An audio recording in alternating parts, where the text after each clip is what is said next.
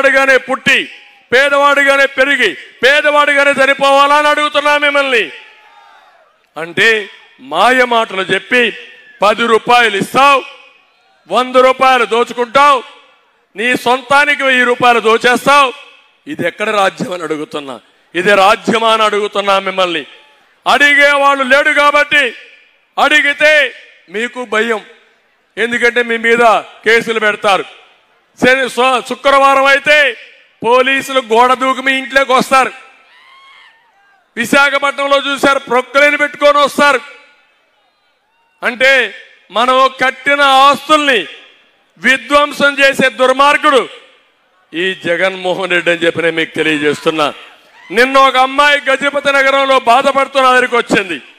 MLA నా భూమి కబ్జా చేశాడు, పోలీసుల దగ్గరికి పోయాను, ఎవరూ పట్టించుకోవడం లేదు, నా భర్త హాస్పిటల్లో అడ్మిట్ అయిపోయాడు, ఆయన చావు బతుకుల్లో ఉన్నాడు, కాపాడండి సార్ అని ఏడుస్తే నిస్సహాయ స్థితిలో ఉన్నా. ఆ రోజు దుర్యోధనుడు దుశ్శాసనం ఉపయోగించుకుని నిండు సభలో ద్రౌపదికి ఎట్లయితే అన్యాయం చేశారో ఈ రోజు రాష్ట్రంలో ఉండే ఆడబిడ్డలందరికీ అన్యాయం చేసే పరిస్థితి వస్తున్నాడు. రేపు జరిగే ఎన్నికల్లో కౌరవవాద తప్పదు, ధర్మ పోరాటానికి ముందుకు పోతున్నాం. నేను ఒకే మాట చెప్పాను, ఈ సభ కౌరవ సభ, ఇక్కడ న్యాయం జరగదు, మళ్ళా క్షేత్రస్థాయికి పోతాను, ప్రజల్లో జయించి మళ్ళా గెలిచి ఈ సభను గౌరవ సభ చేసి గౌరవ సభకు వస్తా అని చెప్పి బయట వచ్చాను. తమ్ముళ్ళు, ఈ విషయం మీరు గుర్తుపెట్టుకోవాలి. మీరు సిద్ధమా అని అడుగుతున్నా. ఇలాంటి ఎగ్జాంపుల్ చూసుకుంటే మేమందరం కూడా రాత్రిలో నిద్రపోని రాత్రులు. ఏంటి మాకి బాధ? దేనికోసం ఈ బాధ? ఏంటి మాకేం జరగదా అని అడుగుతున్నా మిమ్మల్ని అందరినీ. ఆయన ఇంట్లో పడుకుంటే ఆనందంగా ఉండలేడా అని అడుగుతున్నా. 2 సినిమాలు కాకపోతే 4 సినిమాలు చేసుకుంటాడు. నాకు అవసరమా ఇంత కష్టమని మిమ్మల్ని అడుగుతున్నా. కానీ ఒక పట్టుదల, ఆ పట్టుదల ఏంటంటే 40 ఏళ్లు గౌరవించారు, ఆదరించారు. ఈరోజు మీరు కష్టాల్లో ఉన్నారు.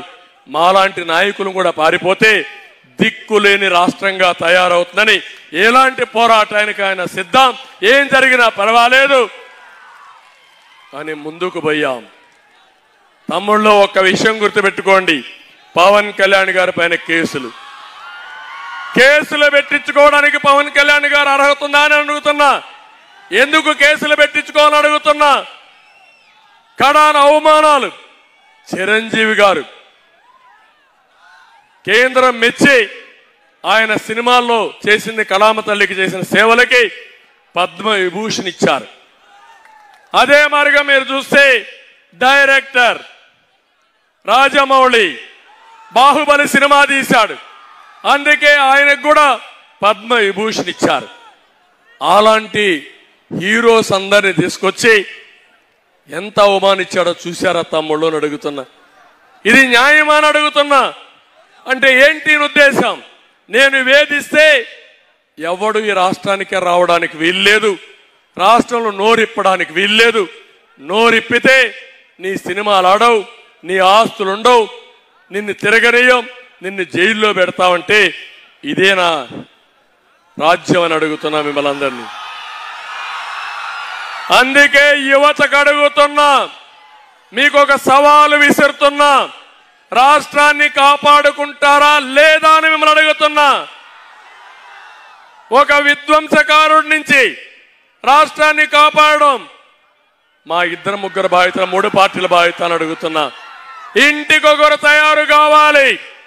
రేపు ఎన్నికల్లో 5,000 ఇస్తాడు, 10,000 ఇస్తాడు. మళ్ళా మీ దగ్గర నుంచి 1,00,000 కాదు, మొత్తం మీ ఆస్తులని కొట్టేస్తాడు. అందుకే డబ్బుల వ్యామోహులకు పోవద్దండి. క్వార్టర్ బాటలు ఇస్తే ఆ బాటలకు ఇది కావద్దండి. నిన్న మొన్న మీటింగులు చూసాం, 24 రోజులు చేశాడు. 24 రోజుల్లో బిర్యానీ పాకెట్టు, కూలి డబ్బులు ఒక 500, తర్వాత ఒక క్వార్టర్ బాటిల్ ఇస్తే వచ్చిన వాళ్ళు బస్సులో కూర్చొని పేకాట ఆడుకున్నారు. కానీ మీటింగ్లు కూడా బాగునే పరిస్థితి. ఇప్పుడు మేము ఇక్కడ మీటింగ్ పెట్టాం, మేము మాట్లాడుతున్నాం. ఒక్కరు కూడా కదలలేదంటే అది మీకుండే పార్టీల పైన విశ్వాసం, అవునా కాదా? అందుకే నేను చెప్తున్నా, ఈరోజు మీరందరూ కూడా గుర్తుపెట్టుకోవాల్సింది 3